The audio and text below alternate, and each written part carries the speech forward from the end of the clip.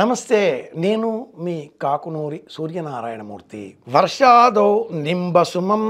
ఉగాది అనగానే మనకు జ్ఞాపకం వచ్చేది వేప పువ్వు.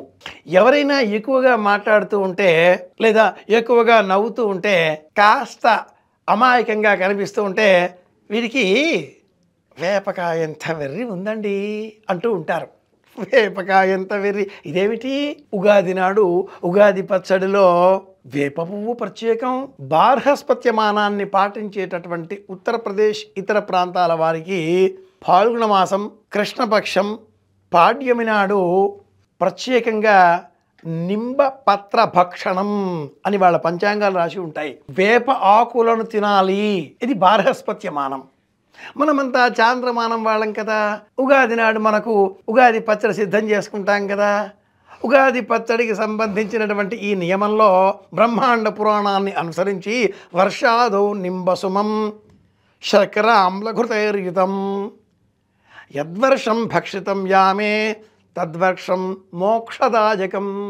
ఈ రెండవ పాదం అనేక పదాలు ప్రత్యామ్నాయాలుగా వేరువేరుగా చెప్పినప్పటికీ వర్షాదౌ నింబసుమం శర్కర ఆమ్రఘృతైర్యుతం ఇది మట్టుకు ఇవే ఉంటాయి. వేప పువ్వు లేదా వేప ఆకు.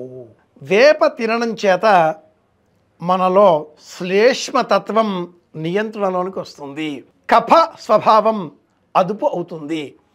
కఫము అంటే గొంతులో తెమడ పెరగడం.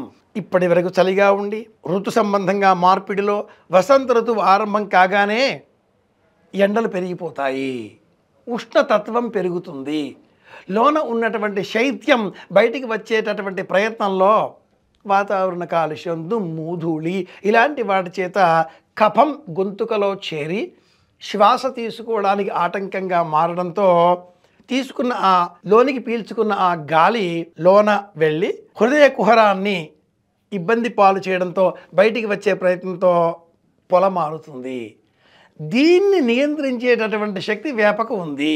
అలాగే చక్కెర వ్యాధిని కూడా నియంత్రించేటటువంటి శక్తి వేపకు ఉంది. పూర్వకాలంలో దంతధావనం అంటే వేప పుల్లతోటే.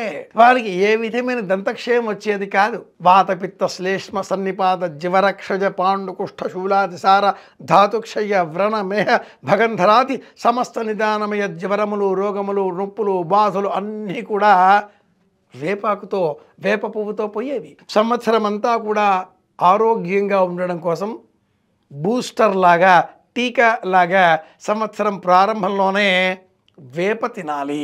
చేదు మామిడి ముక్కలు తినాలి, వగరు పులుపు తినాలి, కొత్త చింతపండు, బెల్లం తినాలి, తీపి కొత్త, కారం తినాలి, మిరియపు గింజల పొడి. ఇవి 5 రసములు.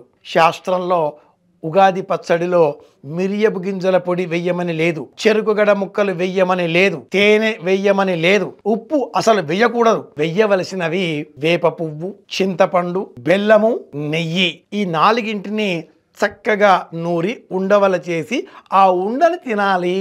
ఇది ఉగాది నాడు మనం చేయవలసిన పద్ధతి. ఉగాది నాడు వేప తింటే జీవితంలో వచ్చే కష్టాలను, దుఃఖాలను కూడా సహించేటటువంటి శక్తి మనకు పెరుగుతుంది అని కూడా సంప్రదాయజ్ఞులు సమర్థిస్తారు. తెలుసుకున్నాం కనుక పాటిద్దాం, అందరి క్షేమాన్ని కోరుదాం. నేను మీ కాకునూరి సూర్యనారాయణమూర్తి. శ్రీరామ జయం.